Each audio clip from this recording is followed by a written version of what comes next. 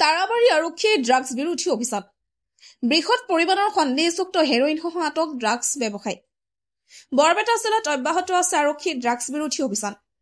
এবাৰ বৃহৎ পৰিমাণৰ সন্দেহযুক্ত হেৰোইনসহ তাৰাবাৰী আৰক্ষী জালত পৰিছে এটা ড্ৰাগছ ব্যৱসায়ী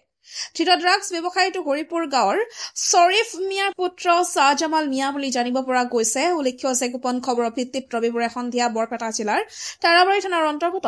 বহৰী হৰিপুৰত গাঁৱত আৰক্ষীয়ে চলাইছিল ড্ৰাগছৰ বিৰুদ্ধে অভিযানকালত শাহজামাল মিয়াৰ পৰা সন্দেহযুক্ত হেৰোইন ভৰ্তি দুটা প্লাষ্টিকৰ কণ্টেইনাৰ সহ মোবাইল ফোন এটি আৰু বাইক এখন আৰক্ষীয়ে জব্দ কৰিবলৈ সক্ষম হয় বাইকখনৰ নম্বৰটো হৈছে AS15T1980 ধৃত শাহজামাল মিয়াৰ বিৰুদ্ধে তাৰাবাৰী আৰক্ষীয়ে নিজাববীয়াকৈ গোচৰ ৰুজু কৰিব বুলি জানিব পৰা গৈছে দীৰ্ঘদিন ধৰি শাহজামাল মিয়া ড্ৰাগছৰ ৰমৰমীয়া ব্যৱসায় চলাই থকাৰ অভিযোগ উত্থাপন কৰিছে স্থানীয় লোকে ড্ৰাগছৰ বিৰুদ্ধে তাৰাবাৰী আৰক্ষীয়ে চলোৱা অভিযানৰ বাবে তাৰাবাৰী আৰক্ষী থানাৰ ভাৰপ্ৰাপ্ত আৰক্ষী বিষয়া সঞ্জয় কুমাৰ ৰয় সচেতন মহলে ধন্যবাদ জ্ঞাপন কৰে Barpeta Chengarpal Asik Banu report north east frontier news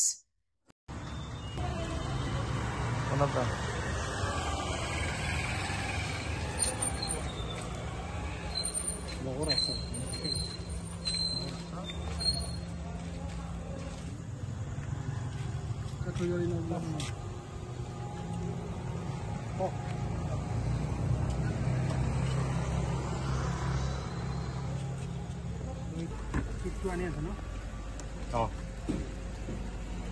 আহি আছে কৰিছে জনাব আপোনাৰ মোবাইলটো সেইটো বেছি ভাল হ'ব